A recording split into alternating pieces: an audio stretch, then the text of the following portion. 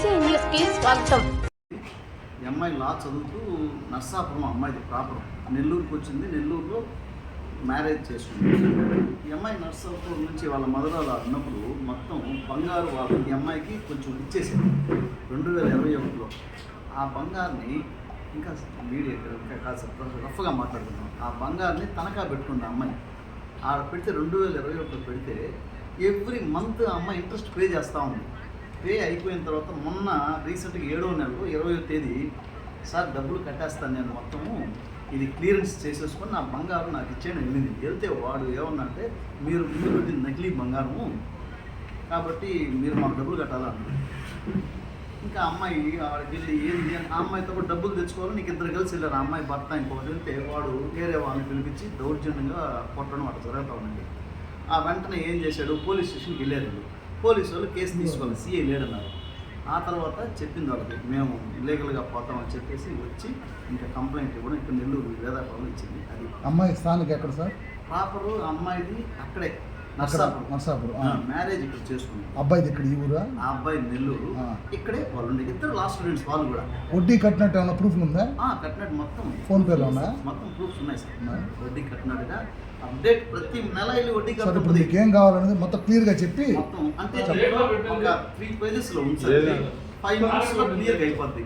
5 minutes లో వాస్తవాలను submit చేశారని చెప్పింది. అంతటా ఈ కేసు సంబంధించి national human rights social justice team మొత్తం ఇన్వాల్వ్ అవ్వడం జరిగింది. ఈ అమ్మాయికి పూర్తి న్యాయం జరగాలి. ఈ విషయం గురించి అంతటి మేము మా డిస్టిక్ న్యూఢిల్లీలో ఆల్ ఇండియా ప్రెసిడెంట్కి ఇన్ఫామ్ చేసాము ఈ విషయాన్ని. అంతేకాకుండా ఆల్ ఇండియా సెక్రటరీకి ఇన్ఫామ్ చేయడం జరిగింది. అక్కడ హైకోర్టు అడ్వకేట్స్ వాళ్ళందరూ ఉన్నారు, వాళ్ళు కూడా మేము కూడా వస్తాము ఈ విషయంలో అని వాళ్ళు కూడా జరిగింది. ఈ విషయాన్ని గవర్నమెంట్కి మూవ్ చేయడం జరుగుతుంది. ఈ అమ్మాయి ఒక లీగల్గా ఒక లా స్టూడెంట్కే ఈ విధంగా జరిగితే ఇంకా మామూలు పర్సన్స్ ఏమైపోవాలి?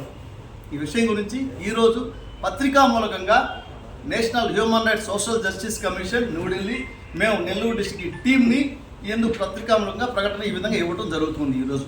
Please thank you.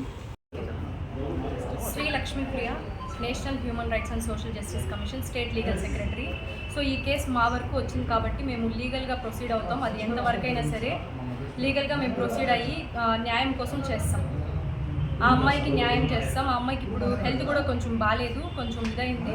సో ఇదనేది న్యాయం అనేది చేస్తాం. ఎందుకంటే వాళ్ళు నర్సాపురం పోలీస్ వాళ్ళు కనీసం ఇన్వెస్టిగేషన్ అనేది చేయకుండా, అక్కడ సీసీ కెమెరా రికార్డింగ్స్ ఉన్నా కూడా అవి కూడా తీసుకోకుండా, ఏ ఇన్వెస్టిగేషన్ అనేది చేయకుండా వాళ్ళు ఎఫ్ఐఆర్ ఫైల్ చేశారు. సో ఇవన్నీ మేము లీగల్గా ప్రొసీడ్ అవుతాం. ఇక్కడ నుంచి ఎంతవరకైనా అది న్యాయం జరిగే వరకు మేము తీసుకుంటాం, పోరాడతాం. ఆవిడ తాకట్టు పెట్టే టైంలో ఇప్పుడు సాధారణ వ్యక్తి ఎవరైనా కానీ మామూలు ఎవరైనా కానీ ఒక చిన్న షాప్కి వెళ్ళి ఒక చిన్న ఉంగరం పెట్టినప్పుడే 10 సార్లు దిగుతారు అది గోల్డ్ అవునా కాదా అని చెప్పి. మరి అలాంటప్పుడు ఇంత వ్యాలిడ్ 141 ఏదైతే ఆవిడ చెప్తున్నారో మెన్షన్ చేస్తున్నారు సవర్లు గోల్డ్, 141 సవర్లు గోల్డ్, అది అతని దగ్గర పెట్టినప్పుడు అతను అది చెక్ చేయకుండా, కనీసం చెక్ చేయకుండా ఆవిడకి అంత అమౌంట్ ఇచ్చి ఈ 3-4 సంవత్సరాల తర్వాత ఇప్పుడు వచ్చి ఇది ఫేక్ జ్యువెలరీ అని చెప్పి ఎలా చెప్తున్నాడు?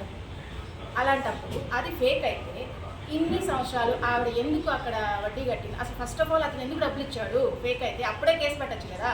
ఇవాళ ఫైనల్ సెటిల్మెంట్ నేను డబ్బులు ఇచ్చేస్తాను, నా నగలు నాకు ఇచ్చేసేయండి అన్నప్పుడు అతను ఇవ్వకుండా ₹1 కోటి విలువ చేసే నగలని అన్యాయంగా అతను ఆవిడ మీద రివర్స్ కేసు పెట్టి ఆవిడని బెదిరించి ఇది డెఫమేషన్, కంప్లీట్ చీటింగ్, అన్ని రకాల సెక్షన్స్ వస్తాయి.